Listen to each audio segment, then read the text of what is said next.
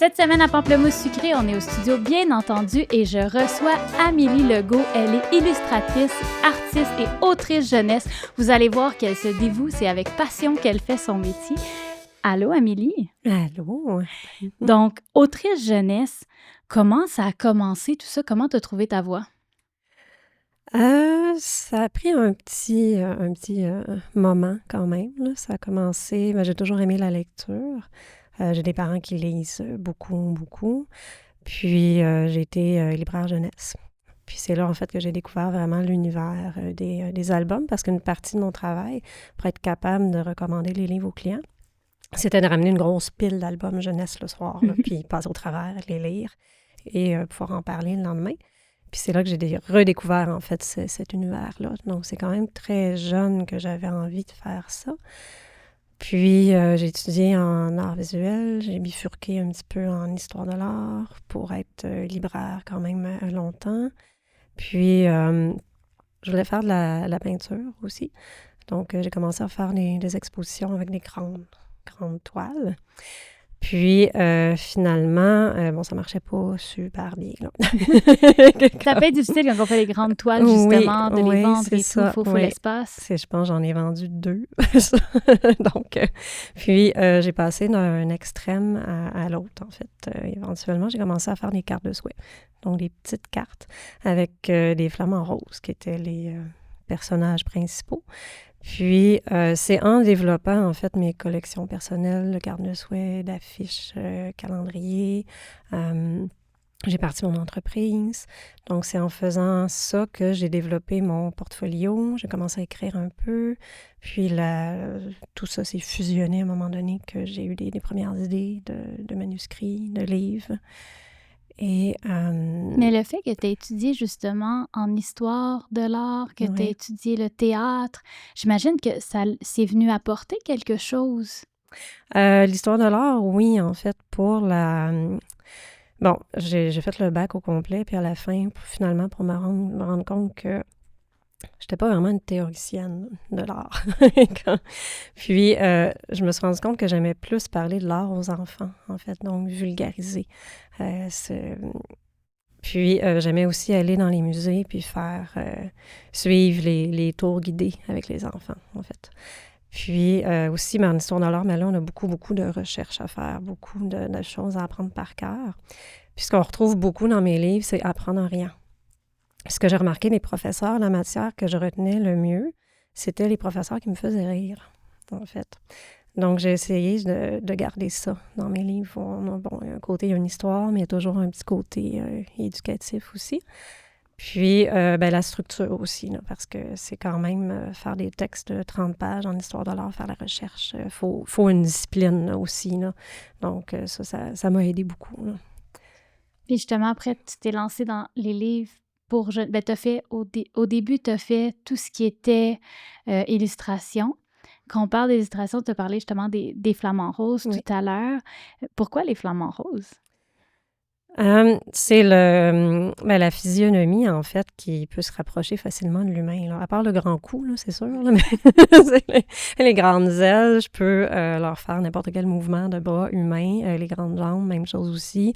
Donc, les asseoir sur un vélo, leur faire du yoga, c'est amusant en plus. Puis, il y a un côté très kitsch dans le flamant rose aussi, là, que j'adore. Là. Puis, quand j'ai commencé aussi, il était populaire aussi. Là. J'ai tombé sur un bon moment. Hein. Puis, je trouve que c'est un animal qui détonne un peu du lot là, pour sa couleur, pour son mouvement. Peut-être qu'on peut regarder, t'as amené tes livres aujourd'hui, justement, on peut peut-être regarder ça un petit peu. Là, je sais pas lequel parce que je vois pas, mais sors-nous en un, lequel que t'as fait peut-être le plus récent ou ton premier, je pense que t'as les flamants roses dans les mains. OK. Fait que ça, c'était les flamants roses. Donc, on a un flamant rose qui joue de la guitare. En fait, c'est un cherche et trouve. Donc, j'ai fait dans mes collections personnelles, dans mon entreprise, des cahiers à colorier. Puis, j'en avais fait un avec des flamants roses. Puis, c'est à partir du cahier à colorier que j'ai eu l'idée de faire un cherche et trouve que tous les personnages sont des flamants roses. Alors, c'est un livre vraiment très, très rose. Puis, ça, en fait... Il y a deux niveaux de difficulté. Il y a des éléments à chercher à toutes les pages, puis il y a d'autres éléments à chercher à chaque page. Puis ça a été quand même un gros travail. Je vais montrer ma page préférée. C'est celle-là. J'imagine que oui, c'est un... Puis là, dans le temps, est-ce qu'on était à la gouache? Non. Ça, OK. c'est le seul que j'ai fait dessiner à l'encre, à la main, puis coloré.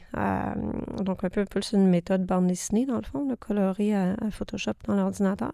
Mais les originaux sont 2 fois plus grands, là, pour me permettre de faire les détails. Hein. Puis... J'ai cherché trop, c'est ça. tellement populaire chez les enfants. Oui. Mais je pense encore chez les adultes. Moi, j'avoue, Oui. si on me laisse un chercher-trouve, c'est sûr que je le fais. J'adore ça. Oui. Moi aussi. Je pense que c'est vraiment quelque chose de super intéressant. Puis, après ça, les livres pour les tout petits, c'est là que tu es plus dans les rimes, hein? Oui.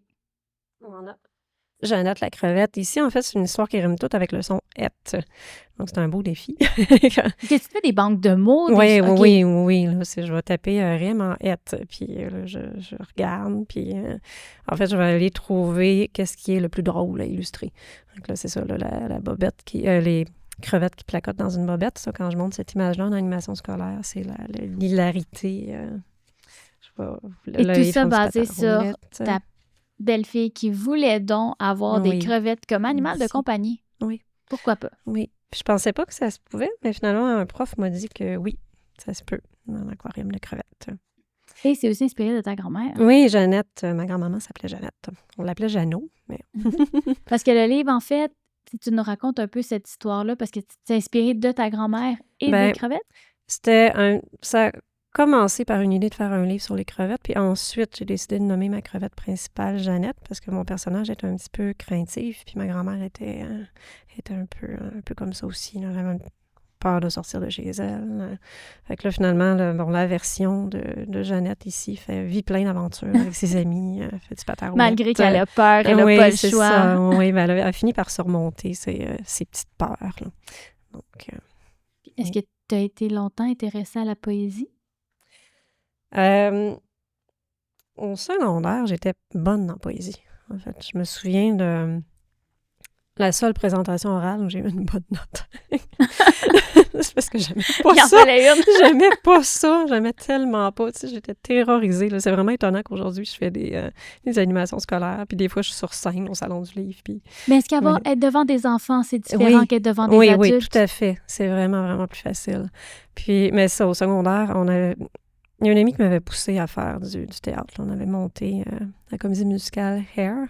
Puis, j'étais supposée faire juste les décors et les costumes, mais je me suis retrouvée figurante. puis c'était le lendemain de la première présentation que je donnais ma présentation orale sur la tirade des nez de Cernot de Bergerac.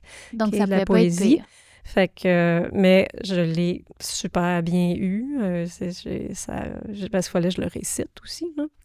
Fait que je pense que la combinaison de le sujet qui m'intéressait vraiment et le lendemain d'avoir été devant l'amphithéâtre plein et là, devant 30 élèves, cette combinaison des deux a fait que, pour une fois, j'ai vraiment eu une bonne note. Je pense que d'habitude, ils me donnaient une note de passage par pitié. Au moins, elle a fait le travail, elle a fait la recherche. Fait que là, mais là, ça a bien été. Oui, ça avait bien été, mais ouais, j'avais quand même une facilité avec les rimes, avec la poésie, puis jouer avec les mots. Puis je me souviens, au primaire, à un moment donné, j'avais écrit un texte, puis la prof, elle avait dit « T'as bien... » J'avais parlé d'une mare de bas en dessous du lit, là, puis la prof, elle m'avait dit « T'as bien écrit ça? » Fait que déjà là, il y avait quand même un peu l'absurde, là. Oui. Ça a toujours été présent. Oui. Est-ce que tes parents sont un peu absurdes ou pas du tout? Mon père. OK. Oui, mon père, il est un peu comme moi, il est très tranquille, mais si tu es assis à côté de lui ou à un souper, il va te faire rire. Là. OK. Il est très drôle. Là. Puis, ma mère aussi est drôle. Là. Les deux ensemble, les souvenirs de mes parents qui rient ensemble, là, c'est très, très fort. Là. Est-ce que tu en présentes un petit dernier?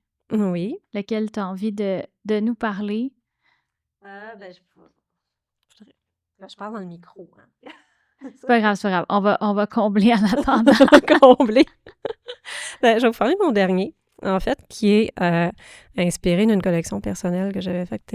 C'est Les animaux au téléphone. Puis c'est la directrice artistique, en fait, qui m'a dit, ce serait vraiment le fun de faire un livre avec des animaux au téléphone. Mais quand je dis que des fois, c'est long, l'inspiration, ça m'a pris 3 ans avant de trouver comment la faire, quel filon.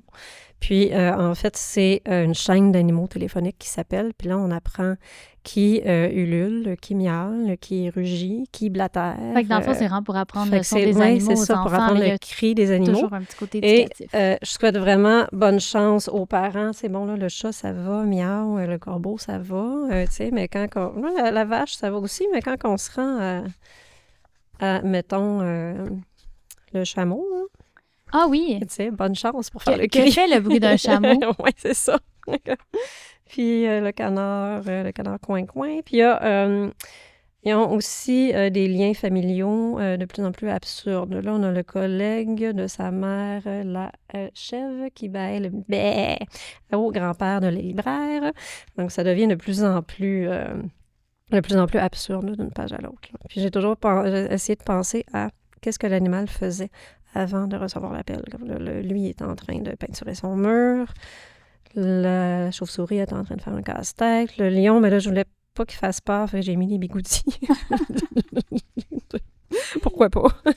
Ben oui. Puis là, il mange du spaghetti. Fait que c'est vraiment très drôle à faire. C'est vraiment ludique, là. Et moi, ce que je trouve toujours assez rigolo des animaux, c'est que quand on change de langue, les animaux ne font pas le même bruit. Moi, j'ai réalisé c'est vraiment ça. très drôle. Oui. On n'a pas la même conception. Vraiment Du pas. tout, Moi, j'ai là. appris que les chats, les chiens font généralement le même bruit, mais dès qu'on tombe avec les vaches et les chèvres, on est complètement ailleurs. Les moutons et tout fait un bruit différent. Oui. Et quand tu as commencé à faire des livres jeunesse, quand tu t'es lancé pour de bon, que tu as laissé un peu, pas complètement tomber les illustrations, mais que tu t'es vraiment dirigé vers le roman jeunesse, quand tu vas pour écrire un livre, qu'est-ce qui se passe au début? C'est quoi tes premières inspirations, là? Ben là, j'ai fait pas mal des albums. Je veux faire des romans éventuellement, là. Mais les albums, l'inspiration, c'est beaucoup dans mon quotidien. Puis là, c'est sûr que ça a l'air bizarre à dire parce que je dessine des choses qui se peuvent pas, là, des crevettes qui placotent dans une bobette, puis un alligator qui mange du papier de toilette. Puis, donc, il n'y a rien de ça qui se peut, là. Mais c'est beaucoup dans ma famille, mes belles-filles m'ont inspiré beaucoup. Jeannette la crevette, c'est ma belle-fille Pénélope qui voulait avoir un aquarium de crevettes quand elle était petite. Hector l'alligator, c'est Simone qui m'avait donné un dessin d'un crocodile qui avait des lumières de Noël au lieu des dents. Donc, j'ai eu l'idée d'un Hector l'alligator aux dents multicolores. C'était ça le titre d'origine. Puis, il y avait vraiment des dents arc-en-ciel à l'origine. Puis, bon, c'est devenu des dents qui changent de couleur à chaque page, finalement, en discutant avec mon éditrice. Des fois, les idées évoluent comme ça. Des fois aussi, c'est en discutant avec mon éditrice qu'on développe des idées, comme Edmond le hérisson. On m'a demandé si j'avais envie de faire un livre avec un hérisson qui était maladroit. Puis là, je me suis reconnue là-dedans parce que je suis pas très bonne dans les sports. Là, moi, lancer un ballon, je vais te le lancer à toi et il va arriver là-bas. Donc... Fait que dans le fond, tous tes personnages sont un peu comme inspirés des membres de ta famille, soit de toi ou soit tes enfants. Des discussions, tu sais, on est belle-fille, ou ça, des discussions avec d'autres personnes aussi. Puis souvent, ben là, ça nous surprend aussi à des moments. Je vais prendre une marche très tranquille, puis là, il y a une idée qui arrive. Puis... Ou pendant la nuit, des fois, là, je vais faire de l'insomnie, puis là, il y a des idées, puis il faut que je me lève, puis je dois écrire. Parce que sinon, je ne dormirai pas, là. Il faut que je me sorte les idées de la tête. Puis, Quand on a un adulte, puis qu'on écrit justement pour des livres pour enfants, comment on fait pour garder un peu cette naïveté, cette petite joie de vivre que des fois on perd avec l'âge, tout simplement? C'est une bonne question, ça. J'ai toujours aimé l'humour, a toujours été très présent chez nous avec mes parents aussi. Puis j'aime vraiment faire rire aussi. Là. Ça pourrait peut-être moins dans ma personnalité. Là. Je suis un peu plus tranquille, introvertie, mais quand on me connaît bien... Mais les livres sont rigolos aussi. Oui, les livres sont rigolos aussi. Là, c'est ça, ça passe à travers mon travail. Je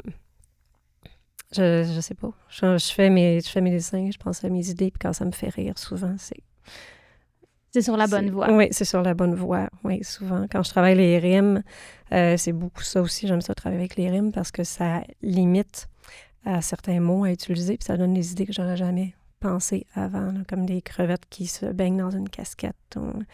Puis ça amène de l'absurdité je sais que les enfants sont très ouverts. Justement, qu'est-ce qu'ils aiment les enfants? Qu'est-ce qui les attire? Je sais que les pets, puis les pets, les bobettes, ça, ça fonctionne toujours bien. Il y a plein de petits détails des fois aussi, là, ça je le remarque quand je fais des animations scolaires. Il ne faut pas négliger le petit détail qu'ils vont s'amuser à regarder pendant que le parent lit l'histoire pour la 30e fois. Là. Les petits détails d'une petite souris qui fait une petite chose dans le coin. Beaucoup de choses les fait rire. Là. Justement, les parents, est-ce que tu as l'impression parfois que tu dois conquérir les parents avant de conquérir les enfants? Parce que c'est tout un défi. Oui, puis en fait, c'est eux qui achètent le livre aussi. Oui. Oui, je sais que les parents s'ennuient pas aussi, là, qu'ils ne soient pas tannés de lire mon livre pour la 50e fois. Est-ce que tu joues un peu avec peut-être le double sens? Je sais qu'il y a des films qui font ça. Qu'est-ce que tu essaies d'apporter justement pour que le parent y accroche aussi?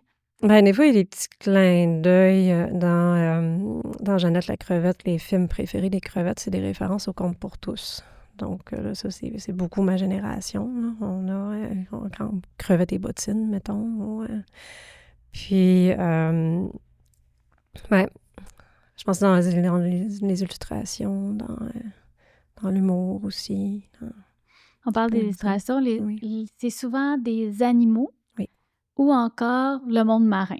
C'est un peu les deux, les poissons. Tu aurais pu faire des personnages. Pourquoi y avoir été avec des animaux? Parce que j'aime faire du poil.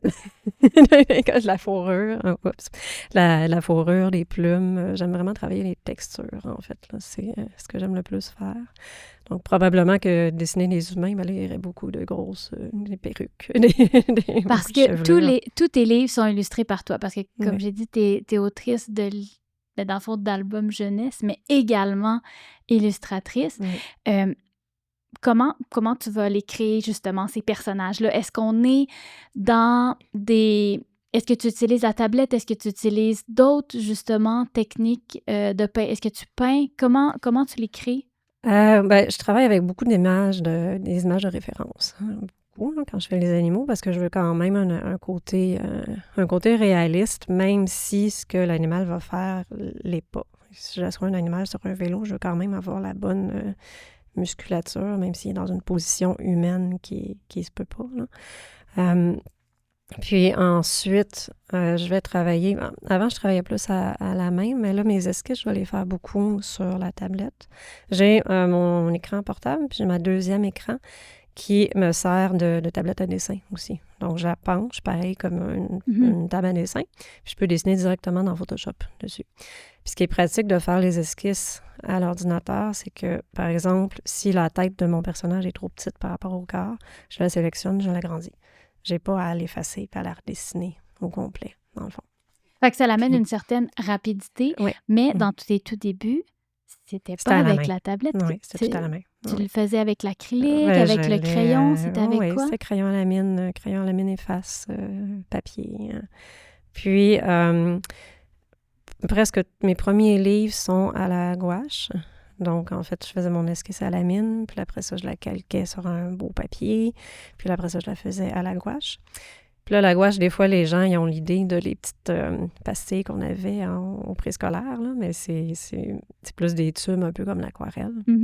Mais la couleur est vraiment plus mais la gouache, c'est celui qu'on se mettait le doigt dedans et qu'on faisait des dessins avec. Oui, c'est ça, mais celle que j'utilise est un peu plus raffinée.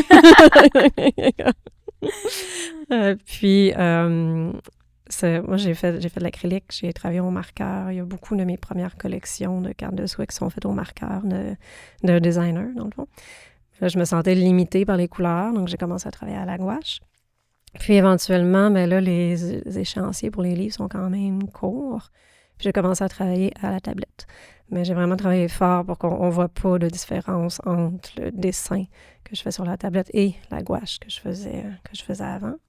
Parce que j'imagine que tout ce qui est niveau épaisseur, profondeur, ça vient jouer... J'ai réussi à faire les modelés, l'ombre et lumière, puis les textures aussi. Là, en fait, là, j'utilise différentes brosses. Là, puis ça ça fonctionne, là, je suis contente. Là. Ça fonctionne quand même Puis bien. pour mon travail personnel, je continue à la gouache parce que c'est comme un amour inconditionnel. Ça permet... Qu'est-ce qui t'accroche tant dans la gouache plutôt que d'y aller avec des crayons feutres? Oui, les couleurs, mais y a-t-il d'autres choses? Y a-t-il une question de texture? Oui, il y a une question de texture. Il y a la saturation aussi. Là, c'est super dense, c'est très, très opaque. Là, mettons, comparé à l'aquarelle. J'ai déjà essayé l'aquarelle, mais je trouve ça super beau. Là. Mais ça fonctionne pas pour moi. Là, on dirait que ça s'en va n'importe où. Là, puis pas Il y a de un manque de contrôle. contrôle. Oui. Tandis que la gouache, même ma ligne là, elle reste là. Elle s'étend pas. Là. Fait que ça, c'est l'avantage d'y aller avec, une gouache. Le balado, il s'appelle Pamplemousse sucré. Oui. Fait qu'il y a des questions amères OK. et il y a des questions sucrées. Parfait. Donc, près de toi, c'est les questions sucrées et près de moi, c'est les questions amères. Tu as le droit à 3 questions, t'en piges une à la fois. OK. Je te laisse découvrir. Moi, je vais aller doucement avec une sucrée pour commencer. Y a-t-il un sujet que tu rêves d'aborder dans un livre? C'est une bonne question que je rêve d'aborder. J'ai des sujets souvent très absurdes, hein? Fait que je m'attendais même pas à les aborder souvent. OK, ils viennent... C'est une poule qui cherche ses souliers. Puis le fait justement qu'ils viennent de façon inattendue, comment tu gères ça? De toujours devoir créer avec des idées qui sortent un peu de nulle part, si on peut dire?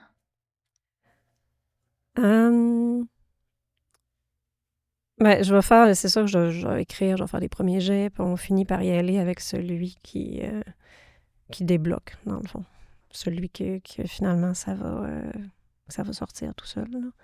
Et si tu fais... Mais pas tout seul, mais tu sais que des fois, je vais avoir une idée, puis là, ça peut prendre 3 ans avant qu'elle débloque, là. Puis des fois, j'en ai une qui va sortir que le premier jet, du moins, là, va sortir en 1 heure. OK. Donc, on sait jamais, là. On sait jamais ce que ça va donner. Puis tu penses éventuellement écrire un livre pour un roman? Parce que tantôt, on a dit un album jeunesse puis un roman jeunesse. C'est quoi la nuance? Peut-être expliquer aux gens. Les albums jeunesse, c'est pour le public pour les 3 à 7 ans environ. Donc, premier préscolaire, premier cycle. Puis quand là, vraiment les premiers romans jeunesse, mais là, c'est un petit peu plus grand, là, après 7 ans, quand ils commencent à lire. Puis il y a différents niveaux. Il va y avoir le 7 à 10 ans, il va y avoir le 10-12 ans. Puis un rêve, oui, ce serait d'écrire des romans jeunesse, mais le est-ce que ça serait aussi un peu dans l'absurde? Oui. Ou ça serait... Oui, aussi, oui, également. Ça serait vraiment beaucoup, beaucoup dans l'humour. Par exemple, il y a...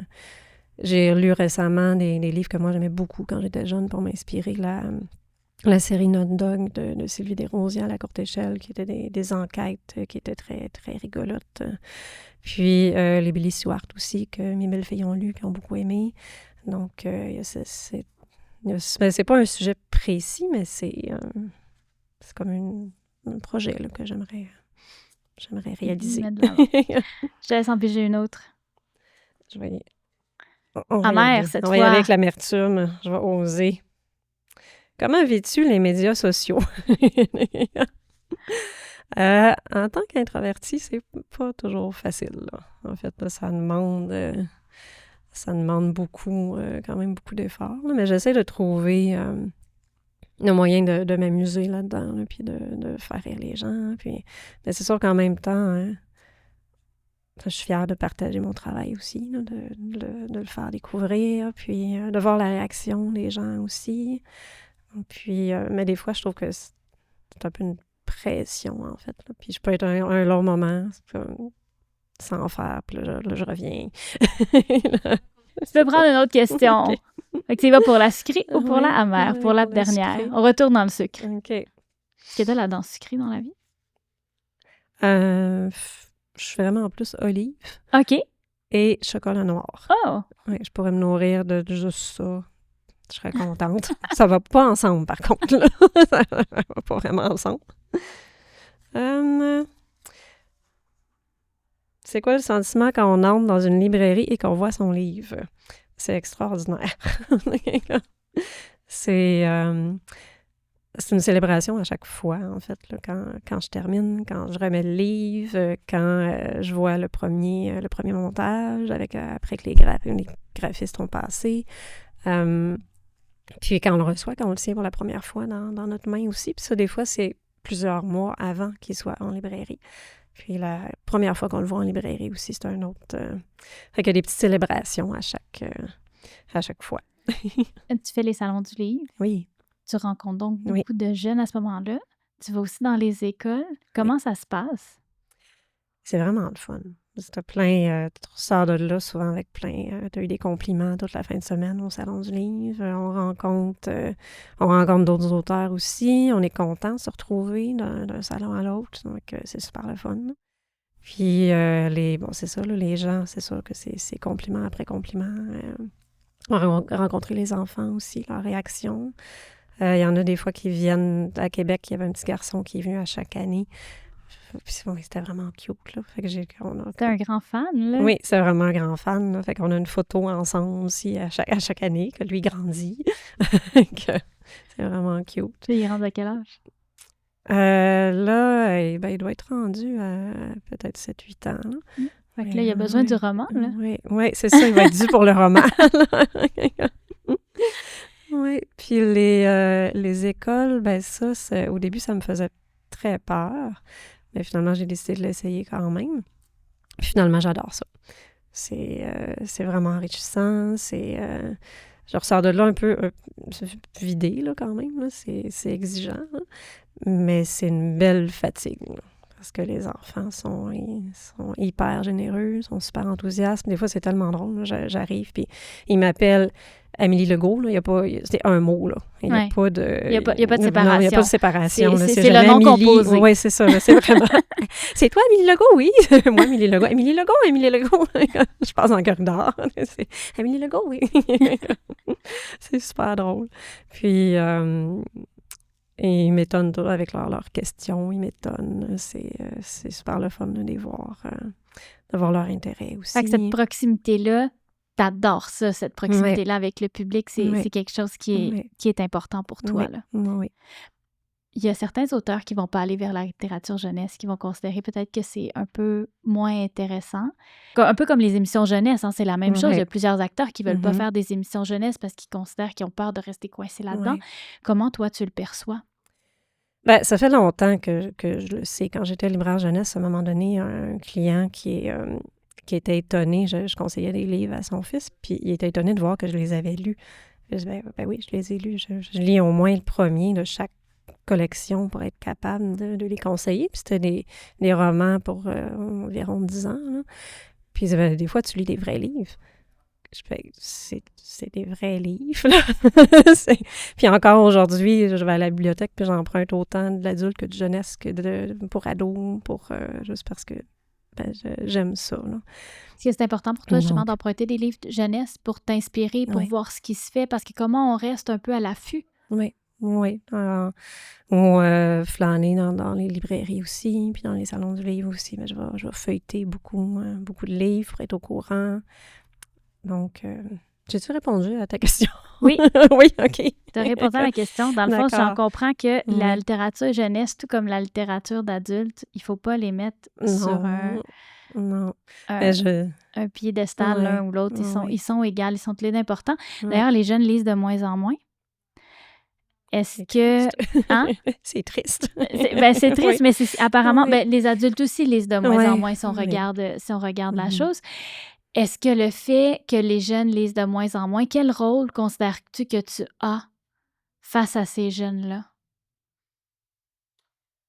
Je sais pas si ils lisent moins, mais je me dis au moins quand je vais dans les écoles, peut-être qu'ils peuvent être inspirés par la détermination de faire quelque chose que tu aimes.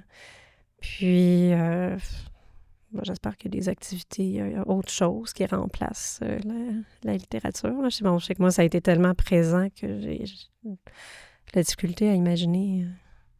Ce serait un gros vide pour moi. Un gros vide depuis avoir de livres. Oui. Oui. Est-ce que tes belles-filles lisent beaucoup? Pas tant, non. Pénélope a lu beaucoup d'Agatha Christie à un moment donné. Elle est plus vieille, Plus là. jeune un peu plus, oui. Oui, c'est ça, plus jeune un peu plus. Puis, Simone, elle aime bien l'horreur, quand même, là, comme dans les films, dans les séries, dans les livres aussi, un petit peu. On sait qu'elle t'inspire. Est-ce qu'un jour, elles vont t'inspirer un livre d'horreur? Je ne sais pas, de l'horreur. J'aime en lire, mais j'aime pas en voir. C'est vraiment bizarre.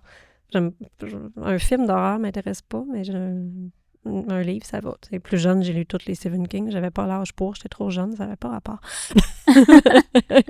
C'est parce que je lisais tellement vite, puis je passais à travers les collections très rapidement, donc je passais à l'adulte très jeune, mais c'est ça, j'avais pas l'âge, j'avais pas prié pour... je les ai relus plus vieilles, puis là, je les ai appréciées différemment. Au début, c'est un petit peu peut-être prématuré. Oui. On a dit tantôt que tu travailles avec une éditrice. Oui. Le fait de travailler avec une éditrice, qu'est-ce que ça change? Est-ce que c'est difficile parfois? Moi, j'adore ça. Parce que, bon, peut-être que des fois, je manque de confiance un peu dans mes projets, puis elle va venir me la donner, la confiance. Mais aussi, ils sont vraiment là pour nous aider à améliorer le texte, parce que ce soit plus clair aussi. Parce que des fois, il y a des... Quand on a le nez collé sur notre texte depuis longtemps, mais on ne se rend pas compte qu'il y a des trucs qui ne fonctionnent pas. Puis elle va le pointer. Elle va dire, bon, ça, c'est pas cohérent, faudrait le corriger. Puis elle n'est pas là pour me couper ma créativité, ou au contraire. Là. Elle va me faire des suggestions. OK, si ça fonctionne moins, on pourrait soit le couper, soit elle me donne des pistes, en fait, pour améliorer, trouver des solutions. Souvent, c'est moi qui vais finir par trouver la solution. C'est sûr que, bon, tu sais, des fois, c'est se faire dire, moi, tu te répètes un peu, il faudrait trouver quelque chose, une autre idée. C'est sûr que sur le moment, c'est un peu... Bon. Mais c'est ça, il faut être capable de bien prendre la critique. Mais finalement, après réflexion, mettons, après 1 heure ou 2, elle a raison. Fait que ça fait mal sur le coup, mais après réflexion, on se dit, OK, c'est bon, finalement. Oui, c'est ça. En général, elle a raison. Là. Puis c'est toujours avec douceur, toujours avec respect aussi. Puis c'est la même chose avec une directrice artistique aussi, là, qui va venir me dire des petits détails, mettons... Mon dernier livre que j'ai fait, il y a un hippopotame qui se brosse les dents. Fait que là, elle m'a fait juste, il faudrait peut-être que le robinet coule. Ou quand il change, qu'il met son pyjama, mais ses vêtements de la journée, est-ce qu'il peut les accrocher sur quelque chose? Parce que là, il disparaissait de l'image complètement. Ou ici, mais il faudrait que le personnage soit plus expressif. Ou ici, ben, ils se ressemblent un peu moins que sur les autres pages. Il faudrait leur travailler. Fait que c'est juste des petites choses comme ça, souvent. Là, un petit travail qui est fait. Oui. Tu es présentement en train de suivre des cours à l'école de l'humour. Oui. En fait, explique-nous un peu, là, c'est quoi ces cours-là que tu suis? C'est un cours d'écriture humoristique. Donc, ça se donne en ligne ou en personne c'est pour tout le monde, en fait. Là. C'est pas dans le but d'obtenir un diplôme. Là. C'était vraiment... Puis il y a des gens qui sont dans le cours, mettons, qui sont retraités, qui veulent juste s'amuser. Il y en a d'autres que c'est... ils font plus de communication au travail. Ils veulent aller chercher un peu d'humour dans leur texte. Puis, dans mon cas, c'est que toute ma formation est pas mal en art visuel. Puis, je me suis dit que ce serait intéressant d'aller chercher des outils pour m'améliorer. Puis, c'est vraiment le fun. Mais c'est dur. C'est dur? Oh, oui, Qu'est-ce qui fait que c'est dur, justement? Ben, moi, j'ai l'habitude je vais écrire des paragraphes, mais là, des fois, il faut écrire plus des liners, là, que c'est 2 lignes, là, puis il doit avoir un intro, un punch à la fin.